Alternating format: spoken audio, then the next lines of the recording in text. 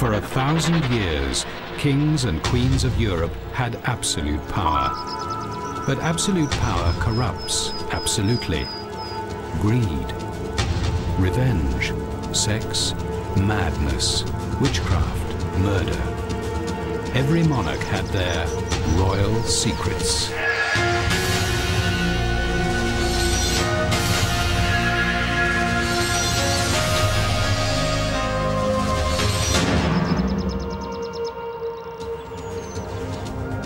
When it came to sex, all-powerful kings and queens had the pick of the kingdom for their amorous adventures.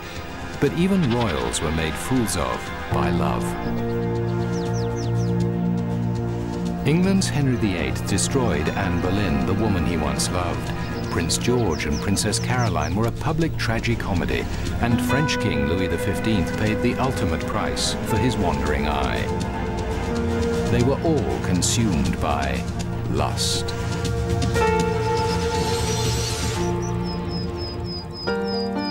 Henry VIII's passionate pursuit of Anne Boleyn is one of the great romantic tragedies. In the end, history was changed and Anne paid the ultimate price for her love.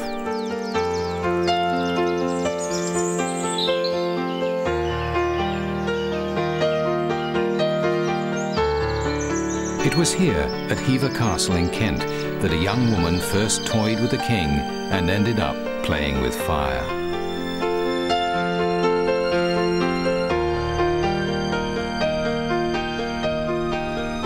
In the early 1500s, this perfectly preserved Tudor mansion was home to two little girls, Mary and Anne Boleyn, and their father Sir Thomas. Anne was the younger, a determined girl who would grow up to be an ambitious and clever young woman. Her less disciplined older sister Mary was uninhibited and out for a good time.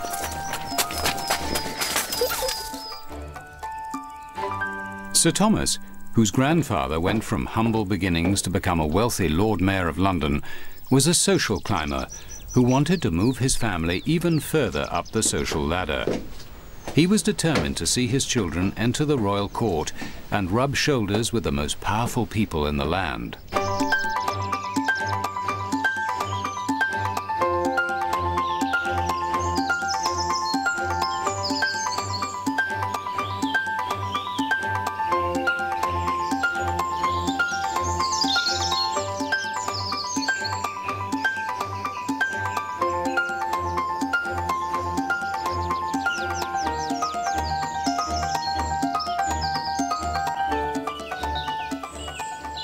Sir Thomas had big plans for the social future of his young daughters Mary and Anne. His dream was of royal grandchildren playing in the castle's gardens. Anne was to fulfill his every dream and become Queen of England, but at a terrible price. Meanwhile, King Henry VIII was married to his first wife, Catherine of Aragon. Over the years, the Queen had 8 children, but only one, a girl, survived. Desperate for a male heir to succeed him on the throne, Henry began to take on mistresses, and one of the first was Mary Boleyn, Anne's older sister. The King of England often visited Mary at Hever Castle for his trysts.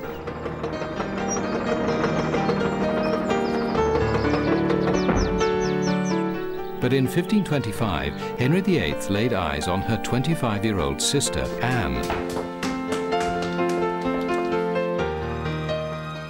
The king was smitten from the start. He fell head over heels in love with Anne.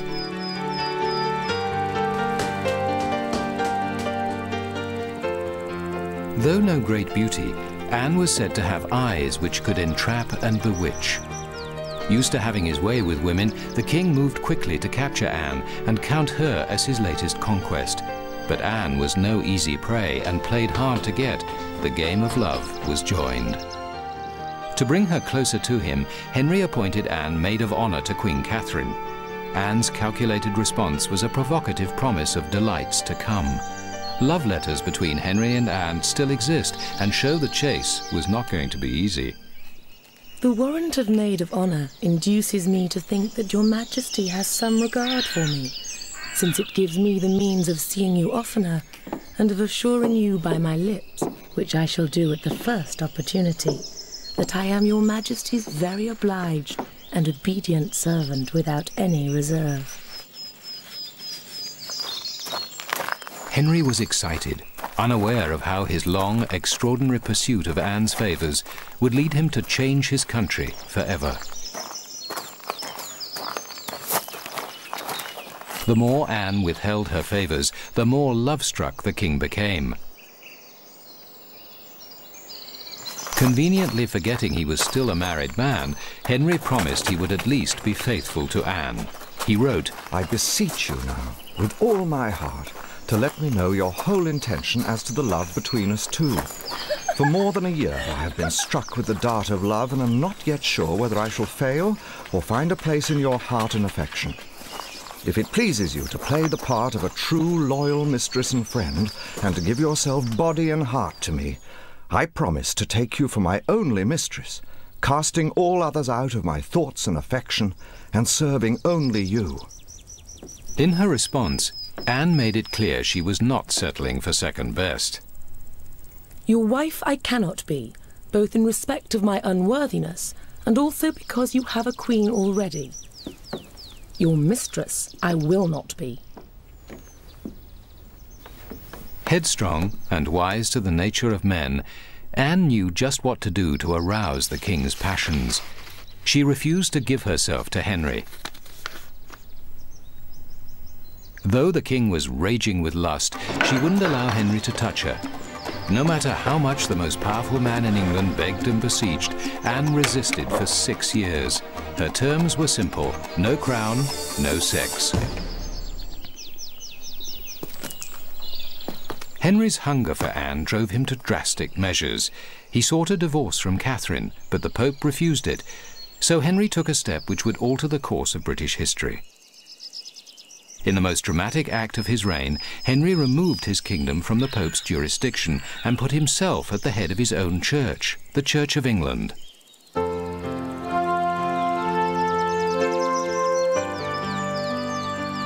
And the king's first act was to grant himself a divorce from his queen. A free man at last, Henry gained access to Anne Boleyn's bed. To satisfy his lust, Henry had moved history. Henry married Anne in January 1533, when she was already carrying the king's child. The baby was born in September, but it was a girl named Elizabeth.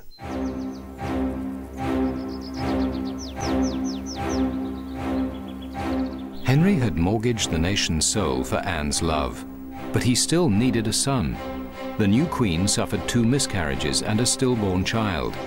Her failure to bear him a boy now reminded Henry of his royal obligation to produce a male heir.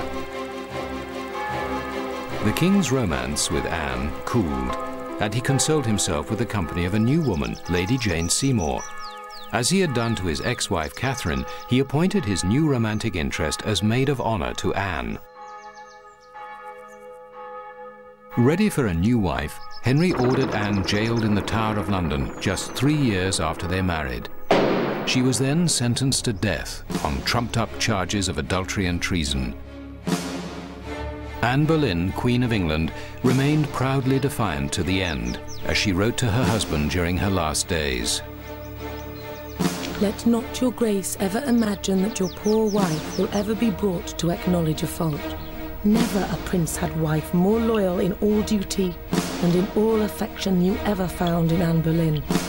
I see now that the ground of my preferment lay on no surer foundation than your grace's fancy, and the least alteration was sufficient to draw that fancy to some other subject from my doleful prison in the Tower.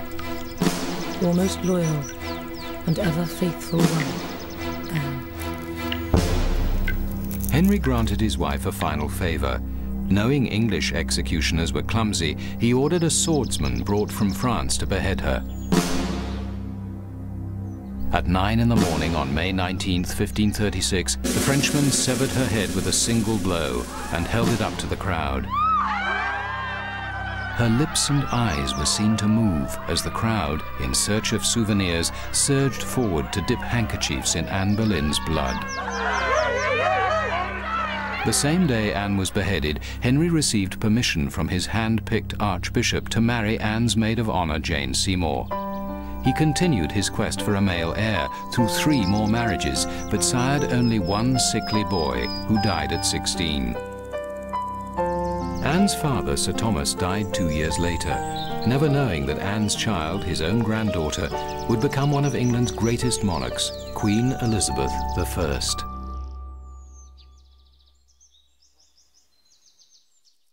While Henry VIII used drastic means to get rid of Anne Boleyn, 300 years later, England's George IV had a harder time shedding an unwanted wife.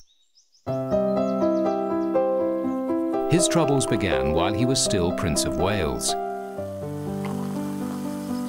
Young George was a charmless prince, a heavy drinker and a gambler, particularly fond of horse racing. He consistently lost huge sums, owing debts equivalent today to tens of millions of dollars. He constructed huge luxury housing for the rich, like these mansions in London's Regent's Park. It was here the prince threw wild parties for his friends, dancing and drinking until dawn.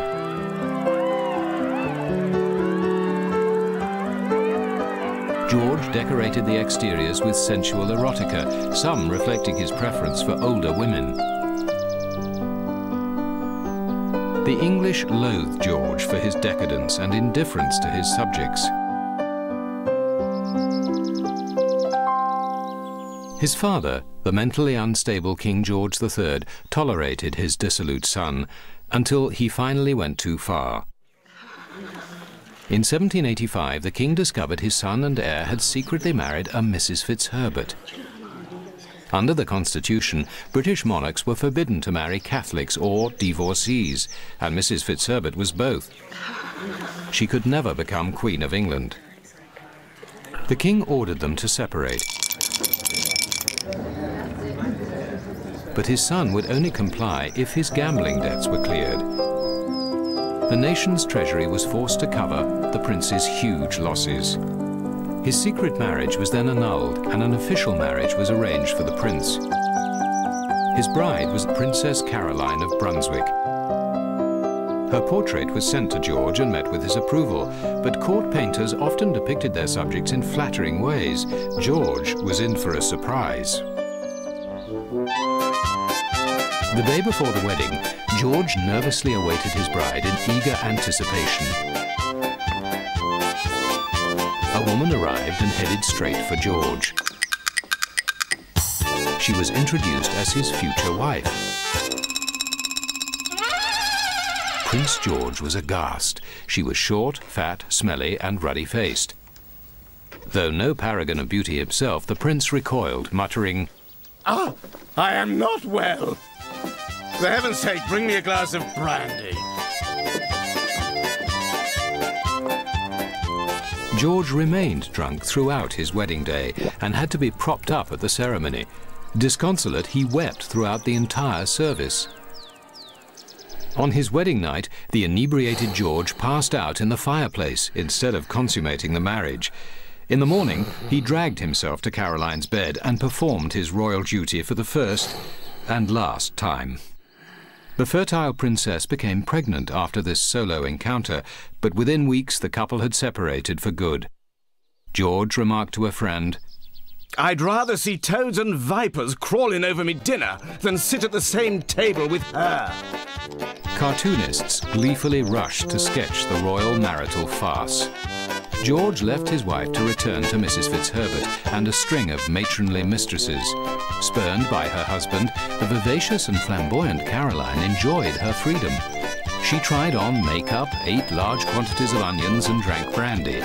She invited friends to her house and many men into her bedroom. She considered sex a happy and healthy activity, describing herself as a little devil in petticoats. I have a bedfellow whenever I like. Nothing is more wholesome. Scandalized London society was filled with rumours of Princess Caroline's affairs. It was even said she had another child by a prominent noble, Sir Sidney Smith. But the guileless Princess Caroline didn't realize that Prince George, eager to prove her adultery for a divorce, was spying on her. One of her servants reported to the prince, Mary Wilson said to me how she went into Princess Caroline's bedroom in order to make up the fire, but that she found her and Sir Sidney in such an indecent situation that she immediately left the room and was so shocked that she fainted away at the door. The prince's evidence was hearsay, and a special commission found it unconvincing, but vicious court gossip forced Caroline to leave England for an extended tour of Europe. During her visit to Italy, the irrepressible Caroline rode through the streets of Milan in a pink feathered hat and a dress which showed off her ample posterior and stout legs. There, Caroline met her true love, a handsome but penniless Italian adventurer named Bartolomeo Pergami. They traveled together through Europe, making no attempt to disguise their intimacy. 6 years later, Caroline learned that King George III had died, and her husband had become King George IV. The princess headed for England to become queen. George offered her a king's ransom of more than $2 million a year to stay away, but Caroline refused to be bought off and went back to England. Desperate to get a divorce, George launched an official investigation into Caroline's love life. An English naval officer reported that Caroline switched cabins to be next to her lover. An Italian servant testified she made regular visits to her lover's bedroom and that he saw them kiss in public and bathe together in private. Caroline's cook claimed to have caught the couple on a sofa in the throes of love. But tenacious Caroline fought for her position as queen. She hired a tough defense lawyer who publicly hinted at the hypocritical king's own adulterous affairs and cowed the witnesses. One witness replied, "I do not remember," 87 times. The divorce failed, so in spiteful revenge, George refused to let Caroline attend his coronation. Though a sympathetic public sided with her, the humiliated Caroline lost her will to fight.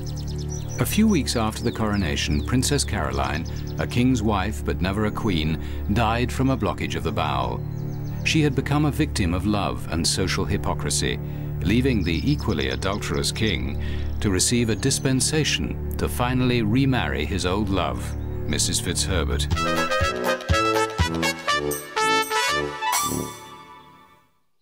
Unlike the public embarrassments of England's Prince George, scandal was no problem in the deliciously decadent French court of Louis XV. There, extramarital affairs were so common they were governed by codes of etiquette. Promiscuity was so widely accepted that the king's principal mistress held an official position in the royal household. Louis's grandfather, Sun King Louis XIV, left advice about a monarch's love life. The time we give to our lovers should never be to the detriment of our work, because our primary objective must be the preservation of our glory and authority. When you lose your heart, you must remain in full control of your senses. Keep the caresses of your lovers separate from the responsibilities of kingship. The young king ignored his grandfather's instructions, and in the end, he paid a terrible price for a life devoted to sexual debauchery.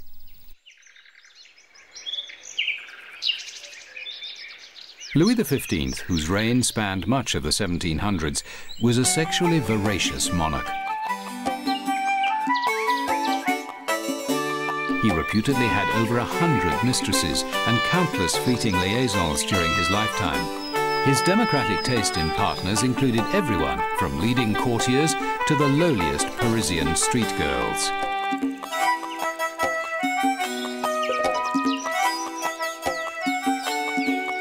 Even at state functions, Louis would spot an attractive underage girl in the crowd and order her parents to preserve her virginity for him until she matured.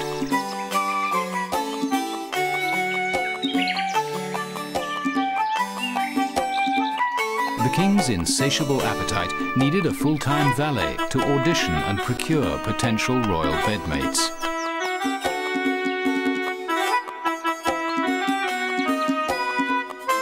The job was performed by a Monsieur Lebel, whose title was valet de chambre, the official bedchamber attendant.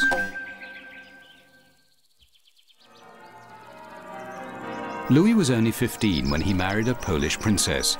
Initially faithful to his bride, he fathered a brood of 10 children in 12 years. But his wife tired of Louis's sexual demands and found any excuse to deny him her bed.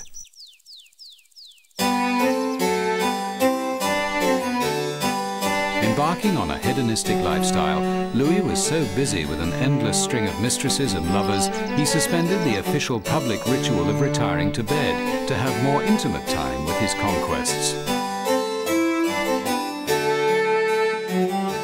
The king's first affair was with a woman in his wife's household, the Comtesse de Mailly. Avoiding the formal royal bedchamber, he ordered a cozier bedroom built specially for the affair. But then the Comtesse made the mistake of introducing the king to her younger sister. She was cast aside in favor of the fresh conquest, the Duchesse de Ventimille.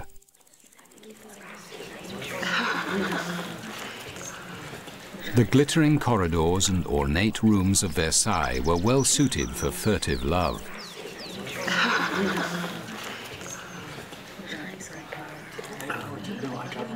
Louis's most famous affair was with a 24-year-old commoner named Jeanne Antoinette Poisson.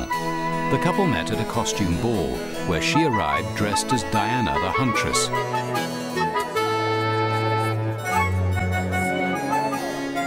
The king was not easily recognized. He and his friends came disguised as yew trees and resembled a veritable forest. Meeting Jeanne Antoinette again, a few days later, Louis was smitten and moved her into an apartment in Versailles that connected to his bedroom by a secret staircase. The King of France was so taken with her beauty, he transformed her from simple Jeanne Antoinette Poisson into the Marquise de Pompadour. Shrewd and charming, she remained a powerful influence in the French court for 20 years and played a major role in formulating foreign affairs. The parade of official mistresses failed to satiate the king, who simultaneously bedded a string of prostitutes and one-night stands.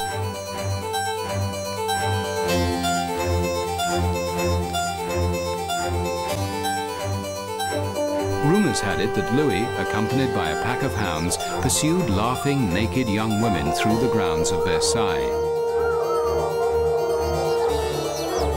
The palace gardens echoed with giggles as the panting King of France chased his prey. A house in the palace grounds was fitted out as a brothel to accommodate the royal harem, which Louis would visit disguised as a Polish nobleman. Despite precautions to protect Louis from his worst excesses, even the King of France paid a horrendous price for so much license. Louis XV contracted smallpox, aggravated by what was called the French disease, syphilis. His skin erupted in oozing sores, and he suffered an agonizing death. His corpse was so rotten, the undertakers skipped embalming it and immediately destroyed it in quicklime. For Louis XV, the Cupid of love had aged into the Grim Reaper of death. Henry VIII and Anne Boleyn, Prince George and Princess Caroline, French King Louis XV with his countless lovers, all were star-crossed royals. All their power and wealth couldn't change the capricious ways of love. In the end, the royal privilege of unrestrained passion proved the downfall of many a monarch when they became slaves to lust.